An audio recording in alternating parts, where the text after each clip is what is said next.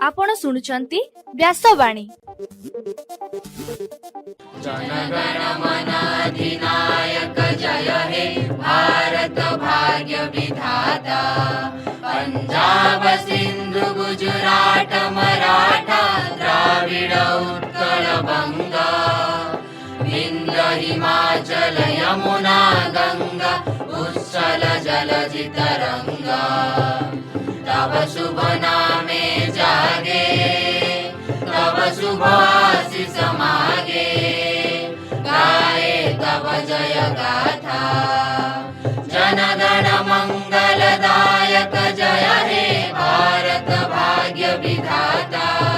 जय हे जय हे जय हे जय जय जय जय हे। या कुंदेन्दु तुषार हार धवला। या शुभ्र वस्त्रामृता। या वीणा वरदंड मंडित करा। या श्वेत पद्मासना। या ब्रह्माश्रुत शंकर प्रभृतिवी। देवै सदा वंदिता। सा मां पातु सरस्वती भगवती। निशेष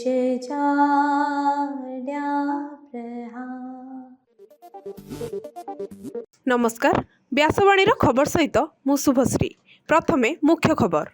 राज्य में पुंजीनिवेश 26 जन शिल्पपति आलोचना कले मुख्यमंत्री मोहन चरण माझी। मैट्रिक परीक्षा नंबर पुनः जांच छात्र छात्री आसंता मे 11 तारिख आवेदन करें। अनुदान प्राप्त शिक्षानुष्ठान कर्मचारी को पेंशन देवा प्रसंग में आसंता 13 तारिख में शुणाणी धार्य होईछि। अनुगुल स्पंज कारखाना एक बड़ दुर्घटना घटी 3 जन श्रमिकों मृत्यु। उत्तर प्रदेश और बिहार में वज्रपात जोगु 31 जनक प्राणहानि। सुप्रीमकोर्ट विचारपति संख्या 38 को बढ़िबो। गतकालीर आईपीएल खेल में दिल्ली को 8 विकेट्रे परास्त कला चेन्नई एवं काल बैशाखी प्रभाव में राज्यर तापमात्रा कमिला। एबे संपूर्ण खबर। ओडिशा को एक प्रमुख शिल्प समृद्ध राज्य में परिणत करने मुख्यमंत्री मोहन चरण माझी एबे गुजरात गस्तरे अछंती। एही अवसर में से अहमदाबाद ठारे 26 जन प्रतिष्ठित शिल्पपति साक्षात और आलोचना करिसेंती। राज्य में पुंजीनिवेशर सुजोग एवं सरकारक शिल्पायन नीति विषय से सेमानंकु अवगत कराइछंती।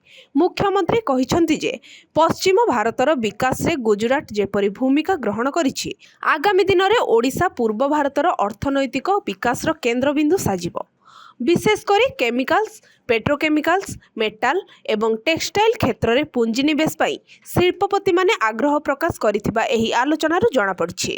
मुख्यमंत्री एही गस्त द्वारा ओडिशा रे नूतन कर्मसंस्थान सृष्टि हेबा सह राज्यर अर्थनीति सुदृढ़ हेबो बोली आशा करा जाउछि। एथिसहित आगामी दिन में अनुष्ठित हेबाकु थिबा उत्कर्ष ओडिशा सम्मेलन पई मुख्यमंत्री समस्त शिल्पपति को ओडिशा आसीबा लागि आमंत्रण करिसेंती। चलित वर्ष प्रकाश पाइथिबा मैट्रिक परीक्षार मार्क पुनः जांच पाई छात्र छात्री माने आसंता मे 11 तारिख आवेदन करें।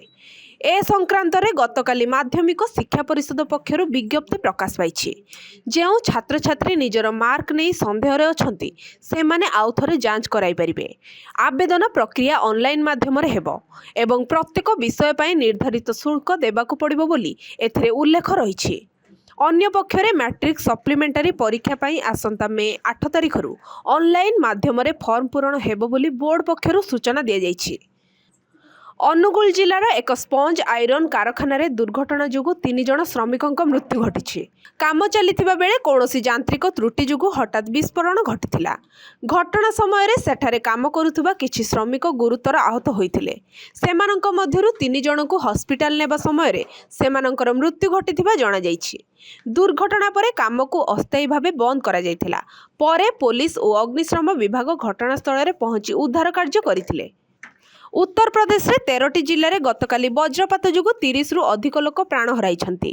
ବଜ୍ରପାତ ସମୟରେ ପୀଡ଼ିତମାନେ ବିଲରେ କାମ କରୁଥିଲେ ଏବଂ ଆଉ କିଛି ଲୋକ ଗଛ ମୂଳେ ଠିଆ ହୋଇଥିଲେ ବୋଲି ଜଣାପଡ଼ିଛି। ଉତ୍ତରପ୍ରଦେଶ ମୁଖ୍ୟମନ୍ତ୍ରୀ ଯୋଗୀ ଆଦିତ୍ୟନାଥ ଏହି ଘଟଣାରେ ଦୁଃଖ ପ୍ରକାଶ କରିବା ସହିତ ପ୍ରତି ମୃତକଙ୍କ ପରିବାରକୁ 4 ଲକ୍ଷ ଟଙ୍କା ଆର୍ଥିକ ସହାୟତା ଘୋଷଣା କରିଛନ୍ତି। ଗତକାଲି ଖେଳାଯାଇଥିବା IPL ମ୍ୟାଚ୍ରେ ଦିଲ୍ଲୀ କ୍ୟାପିଟାଲକୁ ଚେନ୍ନାଇ ସୁପର କିଙ୍ଗସ୍ 8 ୱିକେଟରେ ପରାସ୍ତ କରିଛି। ଏହି ମ୍ୟାଚ୍ରେ ପ୍ରଥମେ ଦିଲ୍ଲୀ ବ୍ୟାଟିଂ କରି 7 ୱିକେଟ ହରାଇ 155 ରନ୍ କରିପାରିଥିଲା। ଟ୍ରିଷ୍ଟନ୍ ଷ୍ଟବ୍ସ 38 ରନ୍ ଓ ସମୀର ରିଜଭି 40 ରନ୍ କରିଥିଲା। 156 ରନ୍କୁ ପିଛା କରି ଚେନ୍ନାଇ 17.3 ଓଭରରେ ମ୍ୟାଚ୍କୁ ଜିତି ନେଇଥିଲା। ଆଜି ହାଇଦ୍ରାବାଦ ଏବଂ ପଞ୍ଜାବ ମଧ୍ୟରେ ମ୍ୟାଚ୍ ଅନୁଷ୍ଠିତ ହେବ। ଏବେ ପାଣିପାଗ ଖବର। କାଳବୈଶାଖୀ ପ୍ରଭାବରେ ସାରା ଓଡ଼ିଶାରେ ପ୍ରବଳ ଗ୍ରୀଷ୍ମ ପ୍ରବାହରୁ ଆଶ୍ୱସ୍ତି ମିଳିଛି। ରାଜ୍ୟରେ ବିଭିନ୍ନ ସ୍ଥାନରେ ବର୍ଷା ଓ ପବନ ଯୋଗୁଁ ଦିନର ସର୍ବାଧିକ ତାପମାତ୍ରା 40 ଡିଗ୍ରୀ ସେଲସିୟସରୁ ତଳକୁ ଖସି ଆସିଛି। ଭାରତୀୟ ପାଣିପାଗ ବିଭାଗ ସୂଚନା ଅନୁସାରେ କାଳବୈଶାଖୀର ପ୍ରଭାବ ମେ 7ରୁ ମେ 10 ତାରିଖ ପର୍ଯ୍ୟନ୍ତ ଜାରି ରହିବ। ମୟୂରଭଞ୍ଜ, କେନ୍ଦୁଝର, ବାଲେଶ୍ୱର ଏବଂ ଭଦ୍ରକ ଭଳି ଜିଲ୍ଲାଗୁଡ଼ିକ ପାଇଁ ଅନ୍ୟ ଜିଲ୍ଲାଗୁଡ଼ିକ ପାଇଁ ୟେଲୋ ୱାର୍ଣ୍ଣିଂ ଦିଆଯାଇଛି। ଏବେ ଆସନ୍ତୁ ଶୁଣିବା ଆଜିର ସ୍ୱାସ୍ଥ୍ୟବାଣୀ। ଆଜିକାଲି ଅମ୍ଳ ବା ଏସିଡିଟି ସମସ୍ୟାରେ ଅଧିକାଂଶ ଲୋକ ପୀଡ଼ିତ ହେଉଥିବା ଦେଖାଯାଉଛି। ଅମ୍ଳ ସମସ୍ୟା ହେଲେ ସାଧାରଣତଃ ଖାଦ୍ୟ ଖାଇବା ପରେ ଖଟାଳିଆ ହାକୁଟି ଆସେ। ଗଳା ଓ ପେଟ ଜଳିବା ଭଳି ଅନୁଭବ ହୁଏ। ପେଟର ଉପର ଭାଗରେ ଯନ୍ତ୍ରଣା ହୁଏ। ଛାତି ଜଳାପୋଡ଼ା ହୁଏ। ବେଳେବେଳେ ବାନ୍ତି ହୁଏ। ଅବହେଳା କଲେ ଗୁରୁତର ସ୍ୱାସ୍ଥ୍ୟ ସମସ୍ୟା ସୃଷ୍ଟି ହୁଏ। ଏଥିପାଇଁ ତୁରନ୍ତ ଡାକ୍ତରଙ୍କ ପରାମର୍ଶ ଅନୁସାରେ ଔଷଧ ଖାଇଲେ ଏହି ସମସ୍ୟାରୁ ମୁକ୍ତି ମିଳିଥାଏ। ସ୍ୱାସ୍ଥ୍ୟ ବିଶେଷଜ୍ଞଙ୍କ ମତରେ ଅମ୍ଳ ବା ଗ୍ୟାସ୍ ସମସ୍ୟାର ମୁଖ୍ୟ କାରଣ ହେଉଛି ନିତିଦିନିଆ ଜୀବନଶୈଳୀରେ ଅନିୟମିତ ଅଭ୍ୟାସ। ଏଥିପ୍ରତି ସତର୍କ ହେଲେ ଅମ୍ଳ ସମସ୍ୟା ହୁଏ ନାହିଁ।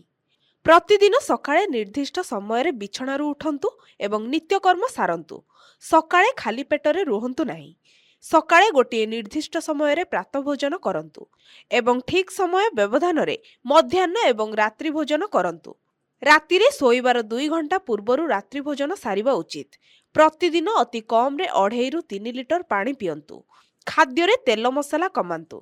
ବିନ୍ସ, ମୁଗ ଡାଲି, ଫୁଲକୋବି, ବନ୍ଧାକୋବି ଆଦି ରାତିରେ ଖାଆନ୍ତୁ ନାହିଁ। ଏହା ଅମ୍ଳ ବା ଗ୍ୟାସ୍ ସମସ୍ୟା ସୃଷ୍ଟି କରାଏ। ଘରୋଇ ଉପଚାର ଦ୍ୱାରା ଅମ୍ଳ ସମସ୍ୟାରୁ ଉପଶମ ମିଳିଥାଏ। ଉଷୁମ ପାଣିରେ ଅଳ୍ପ ଲେମ୍ବୁ ରସ ଫେଣ୍ଟି ପିଇଲେ ଅମ୍ଳ ସମସ୍ୟା ଦୂର ହୋଇଥାଏ। ସକାଳେ ଖାଲି ପେଟରେ କିଛି ଦିନ ପର୍ଯ୍ୟନ୍ତ 4ରୁ 5ଟି ତୁଳସୀ ପତ୍ର ଖାଆନ୍ତୁ। ଅମ୍ଳ ସମସ୍ୟାରୁ ଉପଶମ ମିଳିବ। ଆଜିର ଖବରକୁ ଏଇଠି ରଖୁଛୁ। ନମସ୍କାର।